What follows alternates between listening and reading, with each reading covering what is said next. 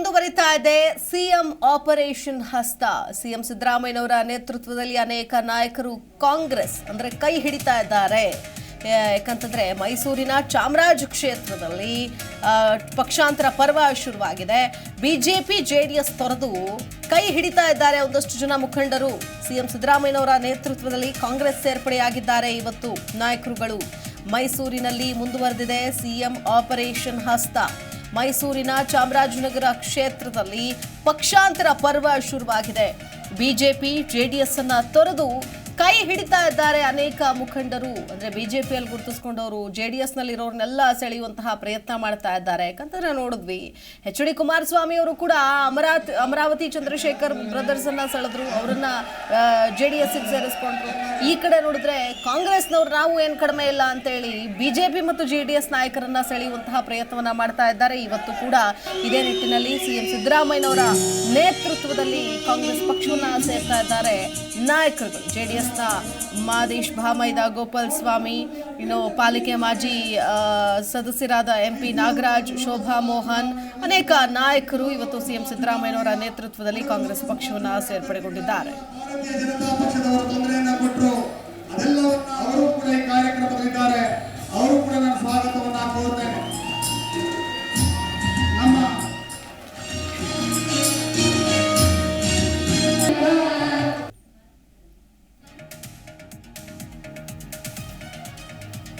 ಮೈಸೂರಿನಲ್ಲಿ ಮುಂದುವರಿತಾ ಇದೆ ಸಿಎಂ ಆಪರೇಷನ್ ಹಸ್ತ.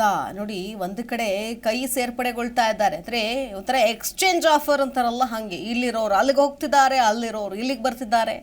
ಜೆಡಿಎಸ್ ಬಿಜೆಪಿ ಪಕ್ಷದ ಪಾಲಿಕೆ ಮಾಜಿ ಸದಸ್ಯರು ಕೈ ಸೇರ್ಪಡೆಯಾಗಿದ್ದಾರೆ. ಸಿಎಂ ಸಿದ್ದರಾಮಯ್ಯನವರ ನೇತೃತ್ವದಲ್ಲಿ ಕೈ ಸೇರ್ಪಡೆಯಾಗಿದ್ದಾರೆ ಪಾಲಿಕೆಯ ಮಾಜಿ ಸದಸ್ಯರುಗಳು. ಪಾಲಿಕೆ ಮಾಜಿ ಸದಸ್ಯ ಎಂಪಿ ನಾಗರಾಜ್, ಶೋಭಾ ಮೋಹನ್, ಜೆಡಿಎಸ್ನ ಮಾದೇಶ್ ಬಾಮೈದ ಗೋಪಾಲ್ ಸ್ವಾಮಿ ಸೇರ್ಪಡೆಗೊಂಡಿದ್ದಾರೆ.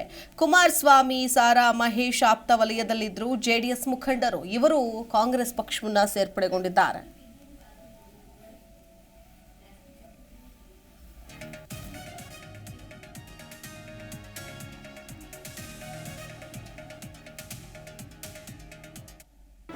ಜಿ ಕನ್ನಡ ನ್ಯೂಸ್ ಈಗ ನಿಮ್ಮ ಮನೆಯಲ್ಲೇ ನೋಡಿ. ಎಲ್ಲ ಕೇಬಲ್ಗಳಲ್ಲಿ ಈಗ ಲಭ್ಯ. Sun direct 292, Jio TV 1334, U digital 162, city cable 51, GTPL 17, Abhishek cables 821, rock line telecommunication 51, Shri Basaveshwara number 60, Vinayaka digital number 53, in digital number 896ರಲ್ಲಿ. ನಿಮ್ಮಿಸ್ತದ ಜಿ ಕನ್ನಡ ನ್ಯೂಸ್ ನೋಡಿ ಆನಂದಿಸಿ.